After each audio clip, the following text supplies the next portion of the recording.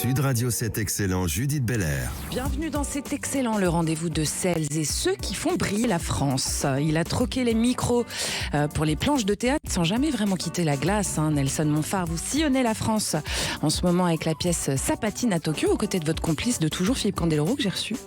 Ensemble, vous mêlez humour, souvenirs, pirouettes dans un spectacle qui prolonge la magie du patinage, tout en préparant déjà main dans la main, je crois, les futures émotions des Jeux des JO de Milan sur W9. C'est exact, vous êtes très bien informé. On va y revenir. C'est exactement ça, et cette pièce de théâtre nous donne beaucoup de satisfaction. J'espère surtout qu'elle donne satisfaction au public, c'est le plus important. Et puis vous êtes aussi un éternel amoureux des mots, Nelson Montfort, et puis d'ailleurs je crois que vous nous préparez aussi une nouvelle édition de vos carnets de vacances pour adultes. En tout cas, c'est un gros programme tout ça. Exact, sorti le 2 avril. Pas le 1er avril, c'était un peu... Ça aurait été un poisson. Avril, voilà. Avec vous sur le plateau, c'est la fondatrice de Teroni Agency et de l'indépendante production spécialisée dans la création d'expériences visuelles, audiovisuelles, immersives sur mesure. Julie Teroni, bienvenue. Merci. Vous avez sillonné pendant des semaines la France aux côtés des maîtres restaurateurs afin de raconter leur passion, leur savoir-faire, ce qui vous a amené tout naturellement à accompagner l'Association française des maîtres restaurateurs dans la conception et la mise en lumière de la nouvelle édition de leur guide, le guide des maîtres restaurateurs 2025-2026, où un tour de France très gourmand, ça donne faim. Merci. Allez, chers auditrices et auditeurs, vous êtes bien sur Sud Radio, bienvenue chez vous. Alors Nelson, donc je l'ai reçu Philippe, il est venu nous en parler en tout début de saison pour sa patine à Tokyo. On s'est bien amusé d'ailleurs, on s'est presque autant amusé que j'imagine quand vous êtes sur scène, parce que c'est une comédie, un peu givrée. C'est le mot, non? Oui, ça c'est un joli mot, concernant Philippe, bien sûr. Non, c'est vrai que c'est une comédie qui a été écrite par un duo de jeunes auteurs, Hervé Crémasky et Julien Grange, qui nous ont proposé donc au début un peu timidement cette pièce, et puis je l'ai lue, je l'ai même relue, et c'est vrai que elle nous va très bien. C'est une comédie, évidemment, c'est une comédie policière dont l'action se passe à Tokyo, puisque c'est le titre de la pièce. Puis il y a un cadavre dans la baignoire. Il y a un corps inanimé qui gît dans la salle de bain de la chambre 512 du Tokyo Grand Hotel. Comme par hasard de Philippe Candeloro. Voilà. Et on s'aperçoit que ce corps inanimé n'est autre que celui du patineur français qui va jouer le titre mondial le soir même contre un patineur japonais. Alors c'est une fiction, parce que j'aimerais que ça soit le cas. Voilà. Et donc les yakuza, vous savez, les terribles yakuza, les mafieux japonais n'entendent pas de cette oreille et donc empoisonnent ce malheureux patineur français qu'on retrouve donc gisant à moitié conscient, voilà. Et toute l'action part de là. Voilà. Et on a envie d'en savoir plus d'ailleurs. Alors, ce qui est sympathique, c'est que votre duo, on le connaît très bien. J'ai envie de dire, ça continue de glisser encore. Vous allez avoir plein de métaphores ce soir. Vous avez le sens de la formule. C'est ça. Vous glissez sur scène, parce que vous éclatez en fait. Vous avez cette bonhomie ensemble, cette belle énergie que vous transmettez au public. Oui, notamment dans le dernier, parce que le dernier acte en fait se passe sur la glace, si je puis dire. Enfin, se passe au poste de commentaire. Donc là, évidemment, ça permet quand même quelques improvisations. On nous parle souvent d'improvisation, il y en a, mais il n'y en a pas trop. Parce que le texte en lui-même est déjà assez drôle, donc par respect des auteurs, etc. Bon, il y a quelques digressions que j'appelle volontiers des candélorettes. Voilà, exactement, dont il est spécialiste, mais il n'y en a pas trop. Et franchement, le public passe, je le crois, d'après ce que là, maintenant, nous avons quand même déjà joué cette pièce, je ne sais pas exactement compter, mais une bonne vingtaine de fois. Et là, on a signé pour jusqu'au printemps prochain, on va dire, Déjà, on a signé Avignon pour l'été prochain. Bravo. Donc ça, nous sommes très contents. Quoi, Avignon, Non, là, nous sommes au théâtre du Rouge-Gorge, pendant tout le festival. Et là, vous êtes en tournée dans toute la France. Et là, nous sommes en tournée d'ici à Avignon. Je pense qu'en tout, ça fera une trentaine, peut-être même une quarantaine de dates. Donc, ça commence à compter. Ouais. Et le public, on me dit parfois combien de temps dure la représentation. Alors, la représentation, elle dure environ 1h10, 1h15, mais nous, notre présence, elle dure facilement 2h30, parce qu'on reste après avec le public. On va à la rencontre du public, et ça, les gens adorent. Et je vais vous dire, et je dis, ça ne va pas vous surprendre, le public de région, de province, je l'adore. Ouais, il est hyper chaleureux, quoi. Oui, hyper chaleureux. On va dans des on va parfois dans les grandes villes, mais parfois dans des plus petites villes, et c'est un vrai bonheur que d'échanger avec eux. Et alors, qu'est-ce que ça vous fait, vous, comme effet de monter sur scène comme ça pendant un certain temps, tous les soirs? Déjà, il faut un entraînement physique, il faut la tenir, la scène, et puis c'est pas tout à fait le même exercice que celui que vous faites d'habitude. Alors on me demande parfois, c'est un peu la même question, est-ce que tu as le trac? Oui, j'ai le trac, et qui C'est une bonne énergie, serait, le trac. Hein. Oui, absolument. Ouais. Qui serait suffisamment prétentieux pour vous dire qu'il n'a jamais le trac? Je veux dire, j'ai le trac. C'est assez amusant parce qu'il arrive toujours à un moment. On joue en général vers 20h. Le trac arrive vers 16-17h. Et il vous lâche pas? Ah si, non, justement. Heureusement, ne me poursuit pas jusqu'à 20h. Mais va en s'amener. Mais le trac n'arrive pas à 19h30. C'est drôle parce que plus on avance vers la représentation, moins ce trac se fait sentir. Et c'est systématique. Et Philippe, je ne sais pas ce qu'il a pu vous... Enfin si, je le sais parce que j'ai écouté l'émission, mais lui aussi, il a le trac et c'est tout à fait normal. Et alors, finalement, il y a aussi votre rythme comique ensemble. Hein. Il y a un équilibre entre l'écrit et la spontanéité de la scène. Et ça, ce que vous disiez sur l'impro, c'est que c'est possible aussi avec le cadre. Hein, donc la mise en scène joue. Et peut-être le trac, il s'en va aussi parce que vous êtes très en place, quoi. C'est-à-dire que dès que nous entrons sur scène, mon parrain de spectacle, c'est un garçon que vous connaissez bien, c'est Philippe Chevalier, vous savez, ex-chevalier Las Palais. Il me disait, il m'a donné beaucoup de codes pour le poste. C'est un garçon que j'adore en plus.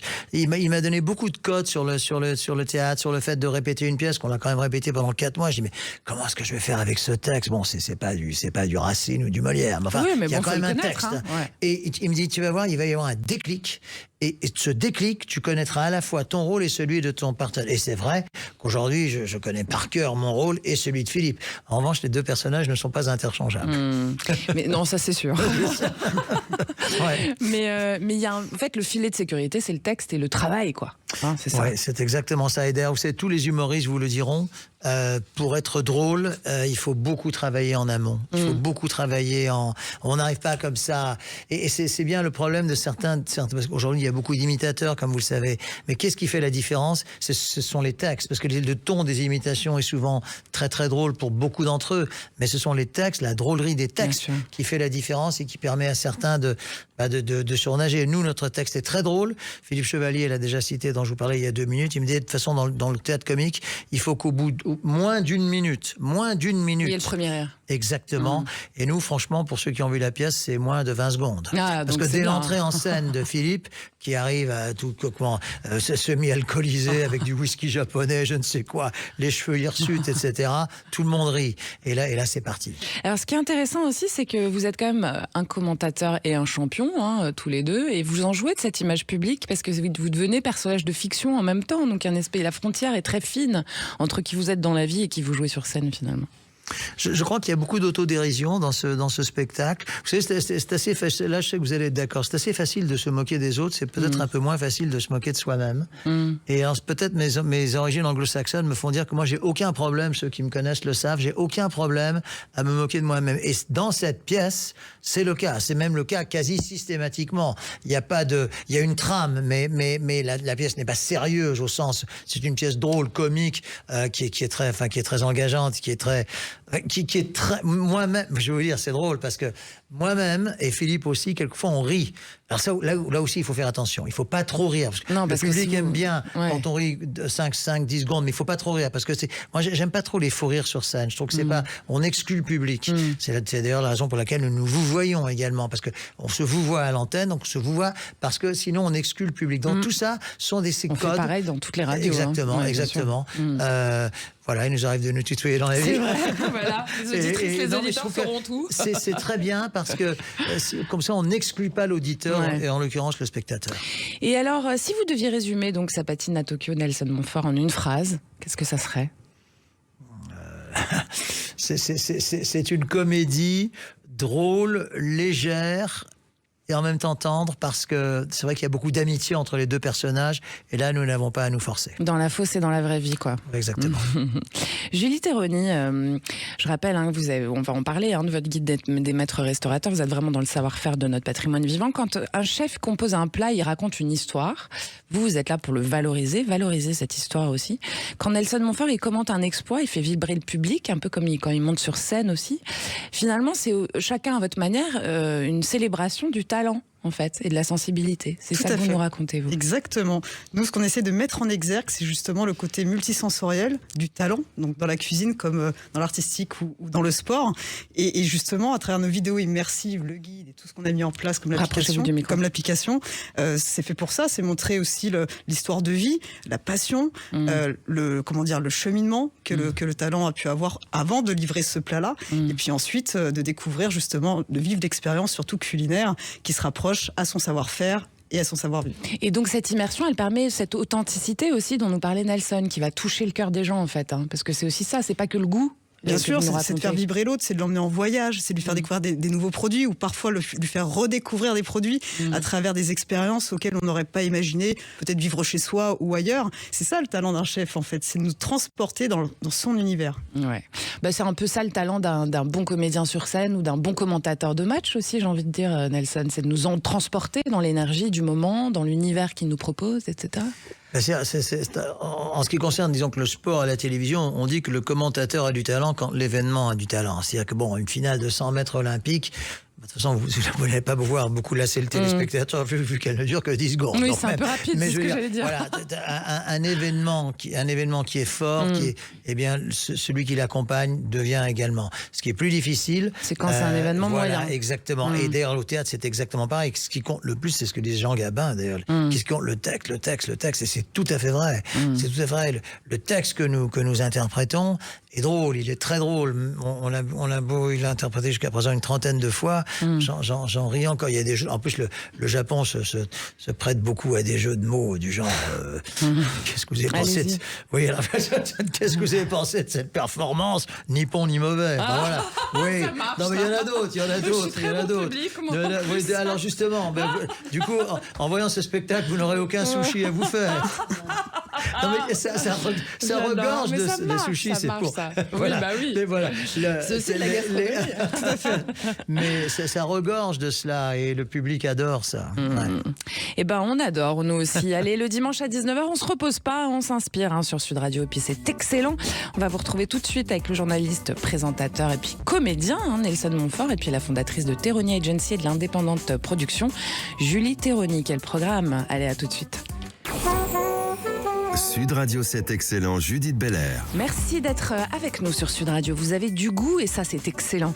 Allez, ce soir, vous êtes avec Nelson Montfort à l'affiche de sa patine à Tokyo avec Philippe Candeloro, très bientôt commentateur tous les deux du patinage artistique des JO de Milan sur W9. On va revenir dessus. Puis à ses côtés, Julie Terroni, fondatrice de Terroni Agency et de l'indépendante production qui accompagne l'Association française des maîtres restaurateurs dans la conception et la mise en lumière de la nouvelle édition de leur guide, le guide des maîtres restaurateurs 2025-2026. Bienvenue si vous nous rejoignez. Alors ce guide, ma chère Julie, qui est produit par l'Association française des maîtres restaurateurs, je viens de le dire, c'est plus de 1000 adresses, c'est 14 régions. Et ce qui est très intéressant, c'est que c'est vraiment des établissements qui sont engagés pour une cuisine faite maison, à base de produits bruts et frais, et puis en circuit court. Ça, c'est la base, quoi. C'est la base. Ouais. Alors expliquez-nous pourquoi c'est la base. Alors pourquoi c'est la base ? Parce que en fait on se rend compte aujourd'hui qu'on a besoin de savoir d'où viennent les produits et justement les maîtres restaurateurs militent pour que les produits soient dans la région, dans le secteur. Et donc nous on est partis en immersion justement parmi ces adresses pour voir un petit peu comment ça se passait. Et très souvent on se rend compte que par exemple à Lille, à Bailleul, dans les Hauts-de-France, j'ai rencontré Momo qui m'a fait découvrir le couscous aux endives. Mais avant de me faire découvrir, on est parti dans un potager, récupérer les ingrédients dont on avait besoin, qui étaient à quelques minutes de chez lui, et il m'a créé comme ça un couscous incroyable. Excellent. Et il a été champion du monde du couscous, on peut le savoir. Et en fait, chaque adresse comme ça que j'ai pu découvrir grâce à ce guide, grâce à l'application, c'est une expérience nouvelle qui finalement évolue au fur et à mesure des saisons et qui crée tout le temps finalement l'expérience gustative, mais aussi dans l'accueil. Parce que les maîtres restaurateurs, c'est le travail qui est en salle, le travail qui est en cuisine, et puis le travail aussi de la passion pour les producteurs engagés jusqu'à votre assiette finalement. C'est vraiment du champ à l'assiette. C'est vraiment un tout, quoi. Alors vous êtes, je l'ai dit, fondatrice de Terroni Agency, de l'indépendante production. Vous faites de la création d'expériences visuelles immersives. C'est comme ça que vous avez commencé à travailler avec les maîtres restaurateurs. Quand vous parlez parlez, quand vous dites immersive, qu'est-ce que ça veut dire exactement? C'est-à-dire que vous êtes en immersion totale pendant un certain temps dans la cuisine en question? Alors, nous, oui, effectivement, on part en tournage, on part en immersion dans les cuisines, dans la vie du restaurateur, dans la vie de son restaurant, de ce qu'il propose, en fait, pour comprendre sa mécanique de pensée, pour comprendre aussi le message qu'il a envie d'offrir. Et c'est ça qui est beau, c'est qu'on arrive à mettre en lumière son parcours, sa passion, ses engagements, de rencontrer aussi les producteurs locaux, puis les marques partenaires qui nous aident aussi à faire connaître tout ça. Et à chaque fois, c'est une expérience nouvelle qui nous rappelle en fait que tout est possible et que finalement aujourd'hui, on se rend compte qu'on est dans une société quand même où les prix augmentent et on a besoin, on nous impose de faire un choix. Et moi, je pars du principe où aller chez un maître restaurateur, c'est un choix engagé parce que c'est finalement, on est sûr de vivre une belle expérience. On est tous amenés à aller dans les restaurants, que ce soit pour célébrer. Il y aller une fois par semaine que 5, c'est ça que vous Exactement, dites, en fait, mais il y a tous les budgets, c'est-à-dire que les maîtres restaurateurs, ça part vraiment du restaurant de quartier jusqu'à l'étoilé, donc c'est accessible à toutes les bourses. Ouais. Et puis d'ailleurs, il y a aussi pas mal de petites recettes dans votre guide qui donnent bien faim, et j'ai remarqué que vous mettez bien en avant les cuisines d'outre-mer, des outre-mer, justement, où l'association française des maîtres restaurateurs est présente aussi, avec des établissements de grande qualité. L'idée, c'est vraiment de faire un tour global de la France, même de la France d'outre-mer, mais un tour gourmand. Exactement. Gourmand, plein de passion, parce qu'on rencontre des humains, enfin des talents qui sont passionnés, inspirants et inspirés. Et du coup, quand on découvre une adresse, d'ailleurs que je vous inviterai à venir découvrir avec moi. Avec plaisir. Et puis pareil pour Nelson, si le temps le permet. Toujours prête, moi. Vous allez vivre une expérience inoubliable. Voilà, exactement. Inoubliable parce que vous êtes dans l'accueil. Quand on va dans un restaurant, aujourd'hui, on a besoin d'être accueilli, de se sentir attendu. En fait, c'est un rendez-vous qu'on a avec le chef et le chef a rendez-vous avec nous. Et dans toutes les adresses de ce réseau-là, c'est comme ça que l'expérience se déroule. Donc que ce soit en France métropolitaine, en Corse ou bien dans les Outre-mer, l'expérience est la même.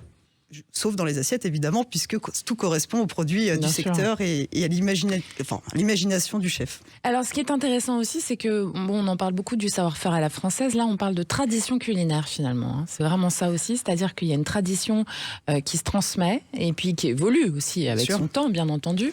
Mais c'est quand même ça. Il y a un patrimoine vivant incontournable dans ce pays que vous prenez plaisir à valoriser, en fait. C'est ça, ils font rayonner cette tradition, cette culture en France et puis aujourd'hui à travers le monde aussi, parce qu'on en parle.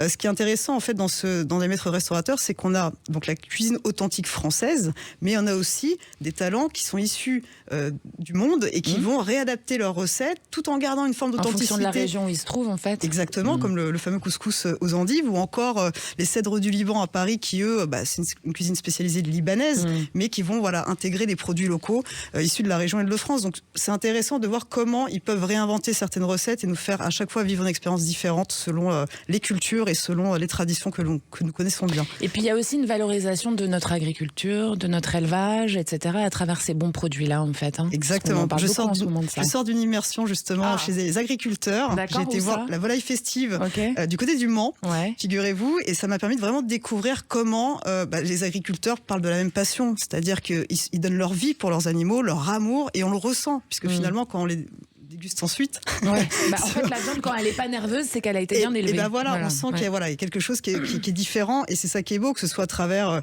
les légumes, les fruits, on sent quand c'est fait avec amour, et c'est ça qu'on essaie de transmettre aujourd'hui, c'est cet amour pour les aliments, c'est le fait que ce soit accessible à tous aussi, et puis encore une fois de faire des nouvelles découvertes. Parce qu'encore une fois, il y a aussi tous les prix dans ce guide. Tous les prix, c'est incroyable. Donc, même moi, je me suis fait surprendre. Des fois, je me suis dit, c'est incroyable quand même que dans ce réseau-là, on se retrouve parfois à avoir des prix qui sont limite en dessous de ce qu'on aurait imaginé, parce que ce sont des maisons, des grandes maisons, ou alors parce que c'est une gastronomie qu'on n'aura peut-être pas imaginé à ce tarif-là. Donc c'est vraiment... Finalement, c'est un bon équilibre. C'est la justesse. Les maîtres restaurateurs, pour moi, aujourd'hui, c'est ça. C'est l'équilibre entre le goût, la passion et les finances. Ça donne faim, Nelson Montfort, quand on écoute parler. Moi, j'écoute tout ceci avec passion. À quand d'ailleurs une radio olfactive? Je suis bien d'accord. C'est un très bon teasing de ma question, parce que vu que Julie est productrice d'expériences immersives, c'est un peu logique pour vous de traduire aussi en images ce savoir-faire sensoriel dont nous parle Nelson. Exactement. Alors nous, dans des événements, effectivement, on a réussi à faire vivre l'expérience à travers les multisens, l'odorat, l'ouïe, le goût et la vue. Et c'est vrai qu'aujourd'hui, on étudie la possibilité de pouvoir traverser les écrans. Enfin, en tout cas, on essaye. Oh là là, le futur is now. Ah ouais, ça, ce serait formidable. Mais je crois que les Japonais sont déjà bien partis sur la question.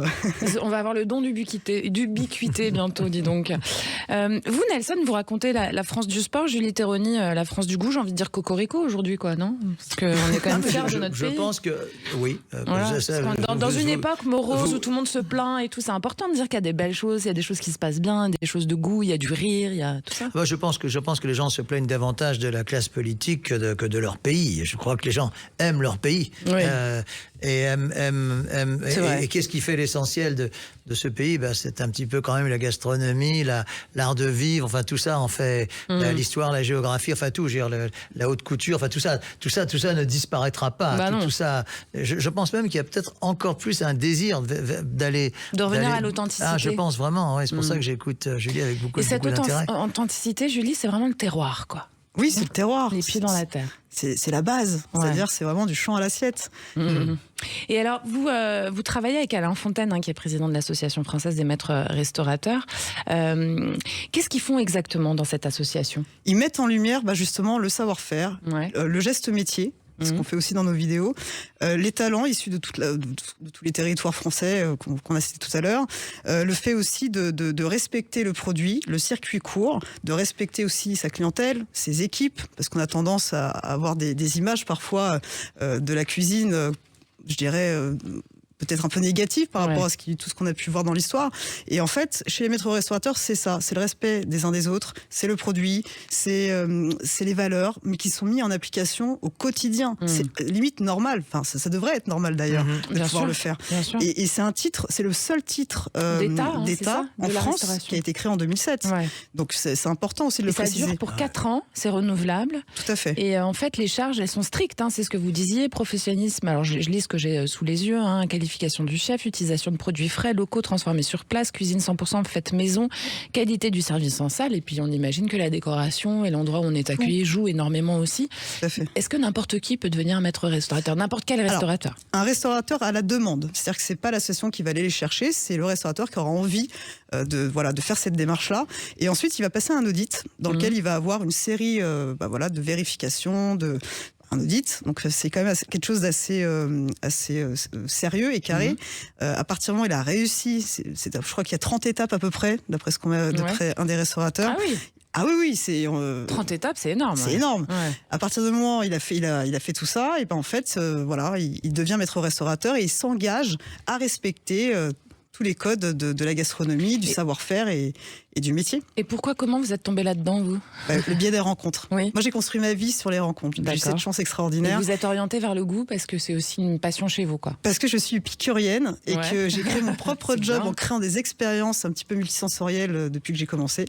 Et il s'avère que la gastronomie, le sport, tout ça, c'est le bien-être. Donc ça fait partie, moi, de mon métier, de faire dans le domaine de l'expérience, on va dire ça comme ça.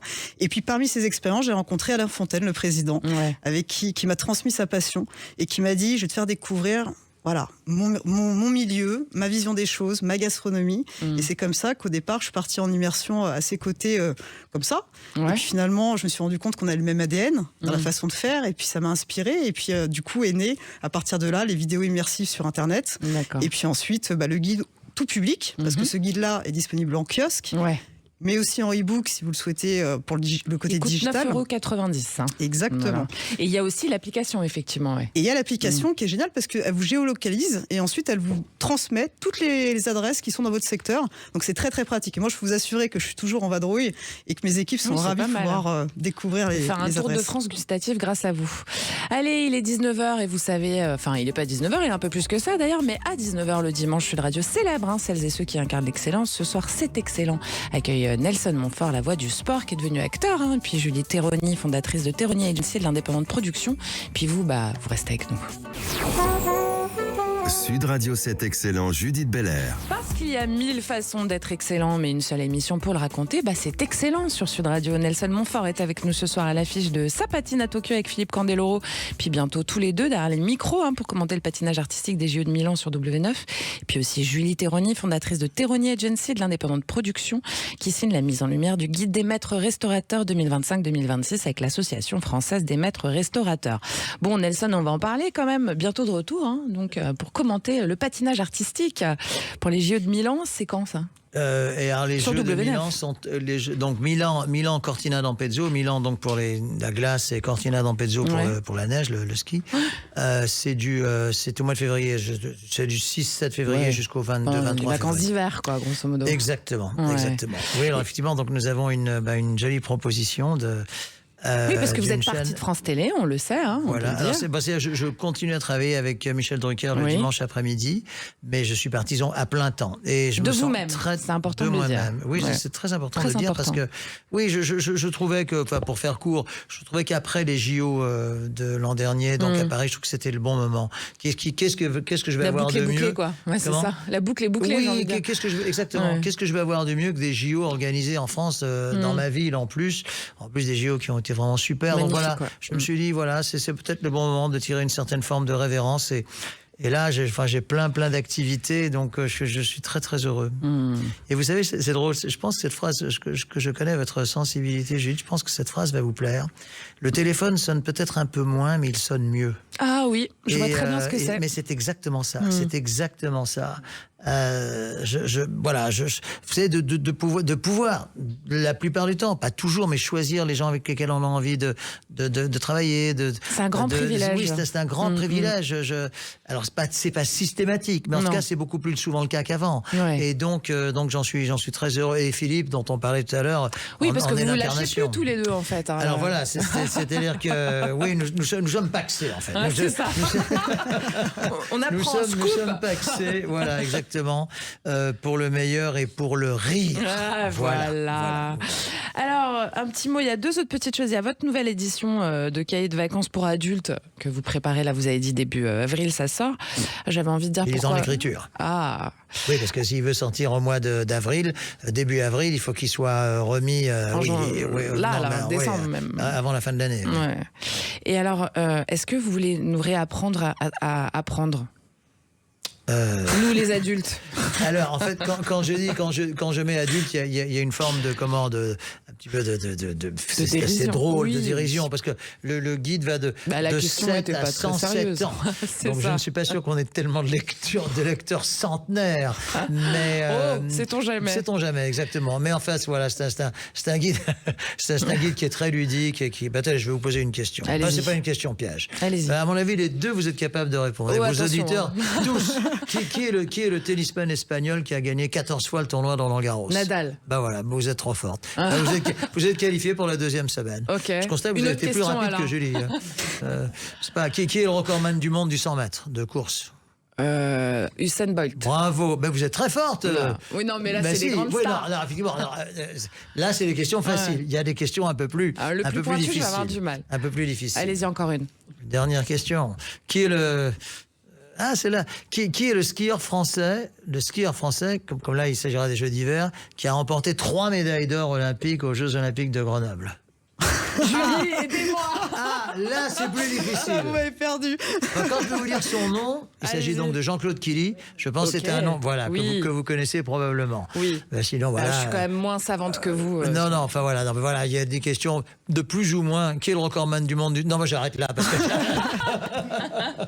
On s'en sort plus. Voilà. Bon, il y a un autre truc que vous avez fait et que vous referez peut-être un jour, c'est que vous avez pas mal chanté Brassens, vous, Nelson. J'ai appris ça en antenne tout à l'heure. Oui, c'est un artiste.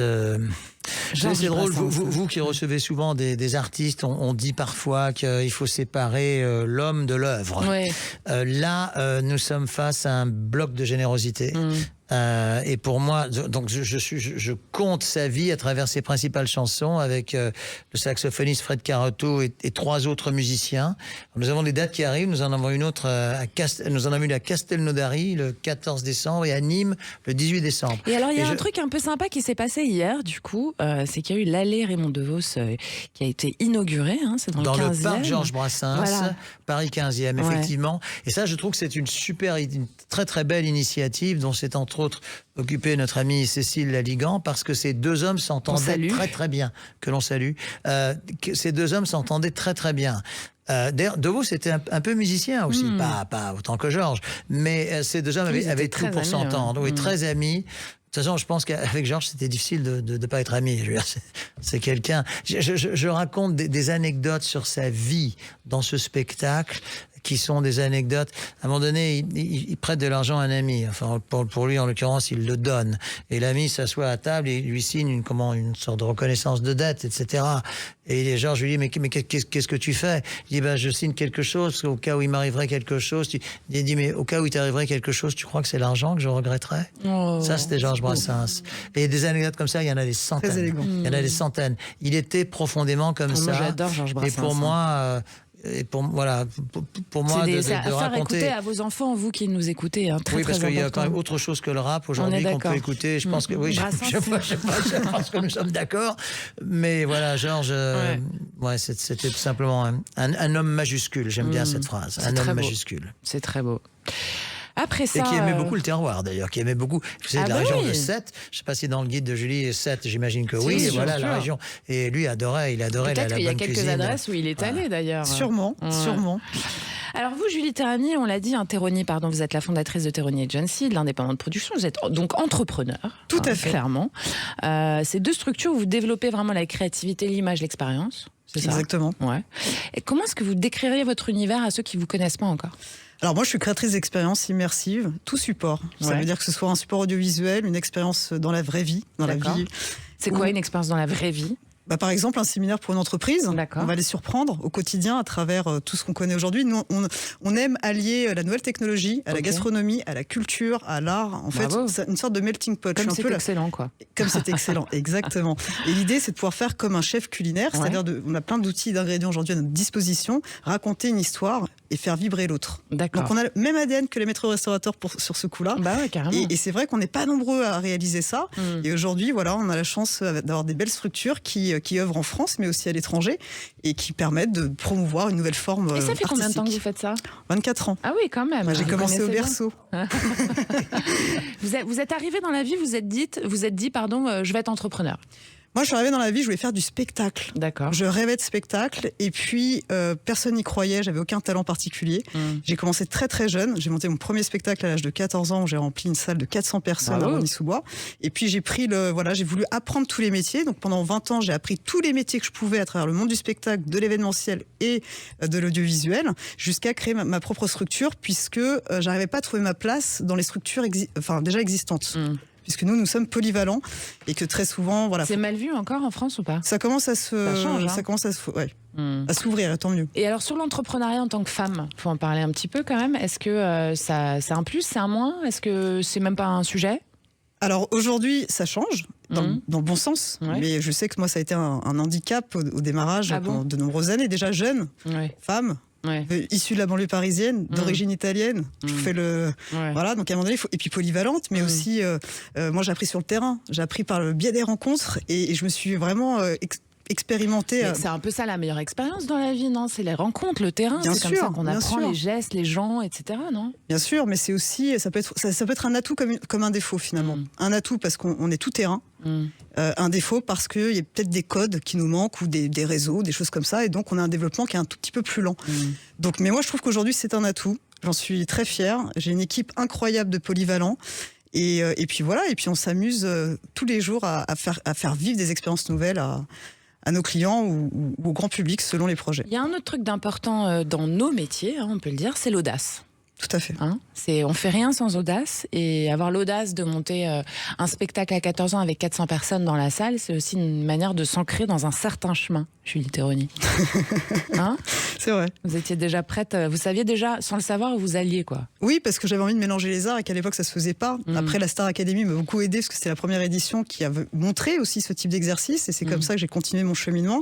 Et puis toujours s'auto-former, parce que la vie est très très rapide, hein. Il y a beaucoup de choses comme la nouvelle technologie qui s'accélère. Nous, on a été les premiers à réaliser des hologrammes sur des séminaires avec des décors immersifs, justement pour transformer les assemblées plénières, ou tout simplement une expérience aussi spectacle. On a fait ça au Folies Bergère il y a 2 ans, un spectacle méditatif avec des décors immersifs. Donc on n'était pas nombreux à le faire, et on a rempli les salles. Donc on aime expérimenter, comme en cuisine. Qu'est-ce que vous en pensez de ce mot audace, Nelson Montfort? Ah ben moi c'est un mot que je fais mien, parce que je veux pas dire qu'il accompagne ma vie, ça serait un peu prétentieux, mais disons que audace, ça ressemble à oser. Et c'est vrai que moi, lorsque j'ai démarré dans ce métier, je ne connaissais strictement personne. On me dit oui, il faut se connaître aujourd'hui, Pierre, Paul ou Jacques, je ne sais pas, moi je connaissais personne. Et il y avait beaucoup moins de médias. Mais je suis même pas sûr que Sud Radio existait à l'époque. Ça fait longtemps qu'on existe. Hein. Oui, enfin voilà. Non, mais je schématise un peu en disant ça. Mais on il n'était y pas avait à Paris. Il n'y avait pas toutes les FM, il y avait encore moins tous ces sites internet, etc. Donc voilà, pour moi, la télévision, c'était les sous-sols du Pentagone. C'était complètement impossible. Donc voilà, au moins j'aurais. Et mon mentor, si je puis dire, mon maître, même s'il n'était pas restaurateur dans cette profession, c'est Jacques Chancel, vous vous souvenez sûrement l'une et l'autre. Et qui me disait souvent, il me disait textuellement ça, il me disait l'échec n'a pas d'importance. Le seul échec, c'est de ne pas tenter, c'est de ne pas oser. Ça m'a accompagné toute ma vie, ça m'accompagne encore aujourd'hui. Trop joli. Et bien, Sud Radio vous ouvre les portes de l'excellence, vous l'aurez compris, c'est excellent, en compagnie de Nelson Montfort, figure du journalisme sportif, désormais acteur, et puis Julie Théronie, entrepreneur inspirée, à la tête de Théronie Agency et de l'indépendante production. On revient pour la fin de l'émission, restez là. Sud Radio, c'est excellent, Judith Belair. C'est excellent sur Sud Radio ce soir. Honneur à Nelson Montfort à l'affiche de sa patine à Tokyo avec Philippe Candeloro. Et puis bientôt, commentaire du patinage artistique des Jeux Olympiques de Milan sur W9. Et puis plein d'autres trucs qui se passent. Et puis Julie Théronie, fondatrice de Théronie Agency, de l'indépendante production, qui prête son talent à l'Association française des maîtres restaurateurs pour la création du guide des maîtres restaurateurs 2025-2026. Alors à l'honneur encore quelques instants, parce que dans un instant, on va retrouver votre chronique sur les personnalités qui s'engagent. Parlons de vous. Avant ça, on va terminer cette émission avec un petit jeu. Le principe est simple, mes chers invités. C'est un portrait chinois. Je pose les questions, puis vous répondez du tac au tac sans trop réfléchir. Vous êtes prêts? Ok. Nelson, si vous étiez un moment de télévision. du tac au tac, c'est difficile. Ah si, allez, peut-être le générique Eurovision, vous savez, de Marc-Antoine Charpentier, oui. Là, voilà, parce que j'adorais ça, et souvent c'était des moments très forts de télévision. Vous sentiez monter l'énergie en même temps, quoi. Vous vous souvenez de tout ça? Voilà. Julie Théronie, si vous étiez une saveur. Une saveur. Ah, le piment. Ah, pourquoi? Parce que ça explose en bouche. Ah ouais? C'est du caractère. Vous mangez du pain après ou Non, moi je le mange comme les cornichons, le piment. Ça, ouais, je suis une grande fan. Donc je pense que ça me correspond bien. D'accord. Bah oui, ça vous va bien. Comme je pense que je sais pas pourquoi, ça pétille autant que vous peut-être. Nelson Montfort, si vous étiez un sport. De patinage artistique. Ah, quand même. Enfin, en ce qui me concerne, j'aurais du mal à l'appeler artistique. Le patinage, ouais, restons. Oui, c'était d'ailleurs l'un de mes premiers sports. J'ai joué au hockey sur glace étant jeune. D'accord. Et le hockey sur glace, il faut savoir patiner. Oui, mais enfin, il faut savoir quand même patiner en avant, en arrière et tout. En arrière, c'est pas mal parce que ça vous permet d'anticiper peut-être sur les coups qui arrivent. Oui, notamment dans ce drôle de métier qu'est l'audiovisuel parfois. C'est le plus sympa du monde. Voilà. Julie Théronie, si vous étiez un plaisir coupable. Plaisir coupable. Un baba au rhum. Ah ouais, je suis d'accord. Pour le rhum ou pour le baba? Pour les deux. pour les deux, pour le côté généreux et léger. Nelson, si vous étiez une manie avant de passer à l'antenne. sais pas si c'est avant de passer à l'antenne, mais c'est dans tous les cas, je mets toujours la chaussure gauche avant la droite. Et comme j'ai effectivement, je ne sais pas, quand je rentre dans un avion ou dans un train, je mets toujours le pied droit avant le pied gauche. Je me suis rarement exprimé là-dessus. Ne me demandez pas pourquoi. Ça doit être un tic et un toc ou un tic-toc à la fois, je ne sais pas. Mais voilà, et donc c'est génial, on voilà. apprend plein de choses ce soir. Raphaël Nadal, toute comparaison gardée, évidemment. Il a aussi des tocs alors, comme ça. lui, son toc, c'était, je ne sais pas si vous vous souvenez, avec l'achever les gestes, etc., avec son bandeau, son slip là derrière, etc., les mains, etc. Il était plein de tocs. Mais enfin, il faut croire qu'ils étaient assez efficaces. A priori, voilà, ça marchait bien. Voilà. Julie Thironi, si vous étiez un super pouvoir. Super pouvoir. C'est compliqué comme question. Il y en a tellement... Moi, je parlais du don d'ubiquité tout à l'heure, c'est ce que je voudrais, moi. Eh bien, comme mon métier... Enfin, je transporte les gens dans des univers, je dirais là les rendre heureux. D'accord, mais ça, vous l'avez déjà, c'est pas un super pouvoir, ça. Oui, mais dans tous les domaines. D'accord. Vraiment. Genre de faire clac et tout le monde est content. Exactement. D'accord, c'est pas mal. Nelson, si vous pouviez raconter la France en une image, ou en un mot, une phrase, ce que vous voulez. Comment dire ? La France pastorale. Ouais. Pourquoi ?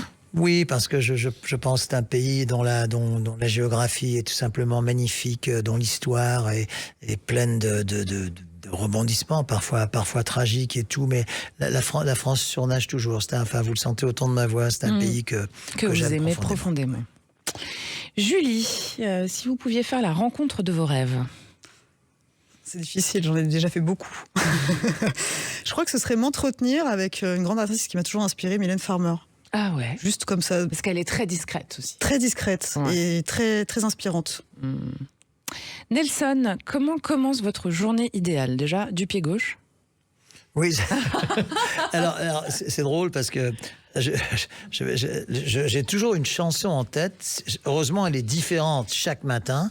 Mais c'est vrai que pour mon entourage, c'est un peu pénible.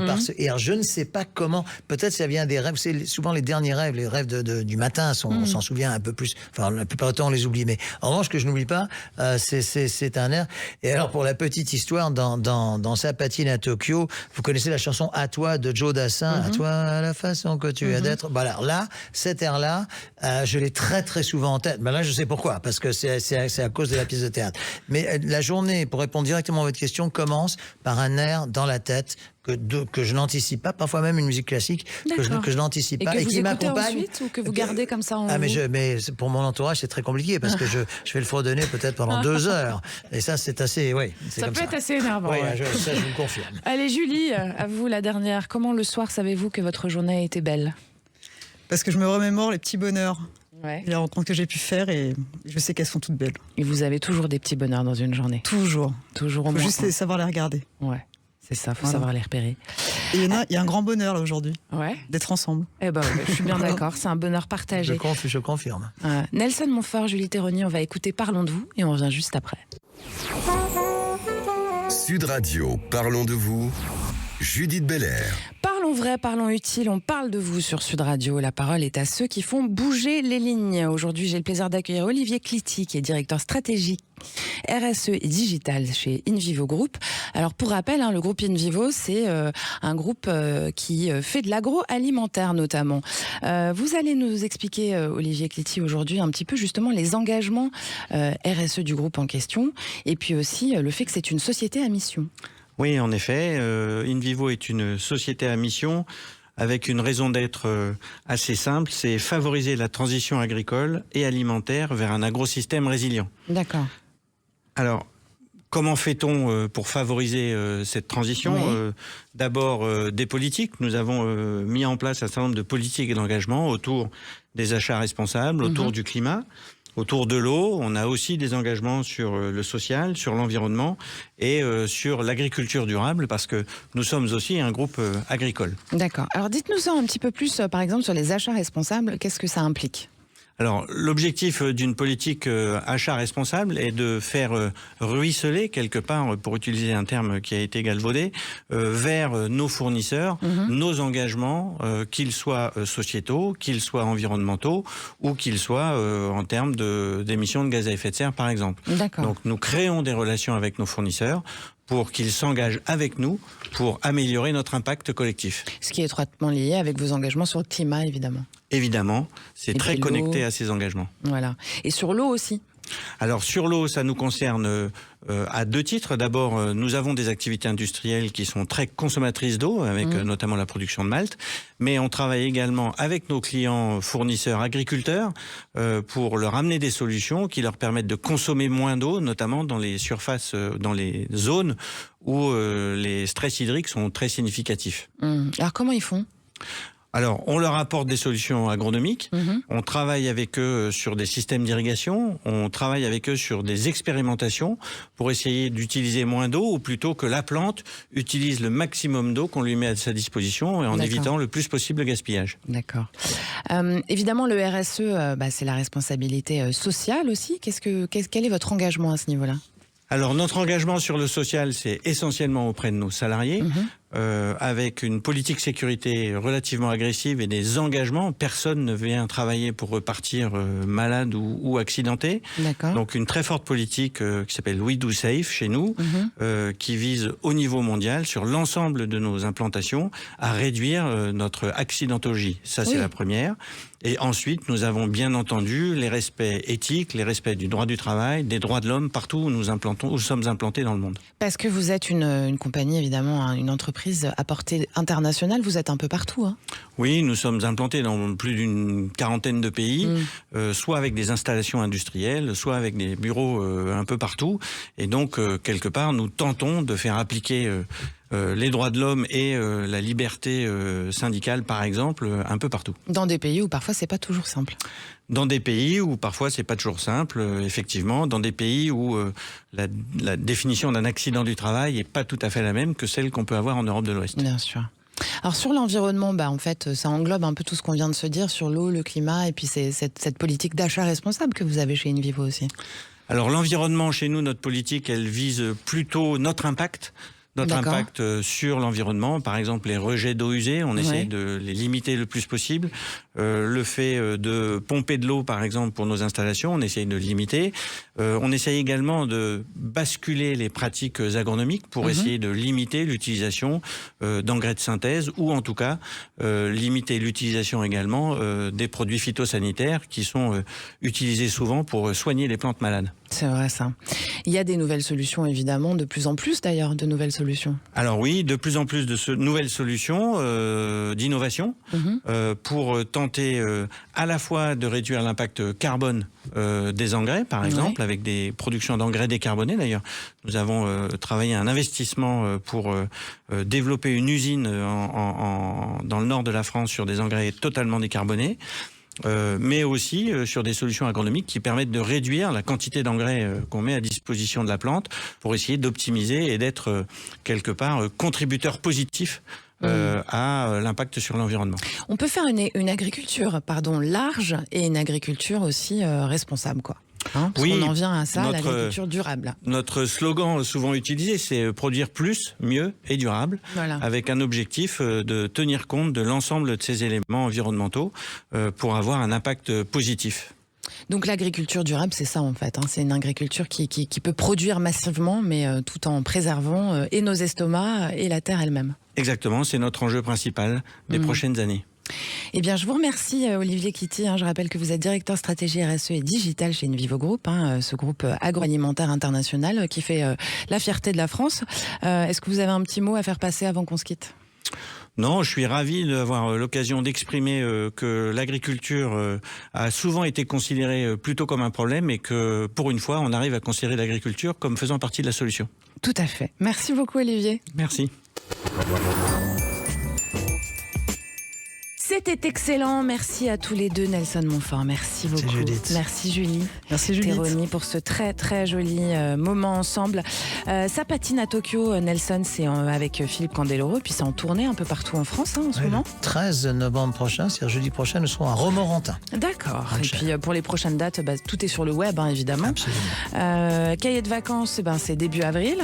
Oui, exactement. Et puis JO de Milan sur W9, c'est février. Exactement, Ça en vous, fait des savez, trucs, hein. vous savez même plus de choses que moi. Julie Terroni, le guide des maîtres restaurateurs, il est disponible en kiosque à 9,90 €. Donc franchement, ça vaut le coup. Il y a aussi l'application. Hein. Tout à fait. Et puis vous, où est-ce qu'on vous trouve? Et sur les réseaux sociaux. Ouais, voilà. D'ailleurs, chez les maîtres restaurateurs, vivez les expériences immersives en vidéo. Et puis après, vous pouvez me retrouver sur les autres réseaux, Instagram, TikTok, Facebook, partout. Terroni, c'était E2RONI. Tout à fait. Merci beaucoup. C'était excellent sur Sud Radio. On se retrouve évidemment dimanche prochain à 19h, sans oublier les samedis à 13h30 dans Parlons Femmes. Merci à Julien qui réalise pour vous ce dimanche. Et puis bisous, puis comme toujours, c'était excellent.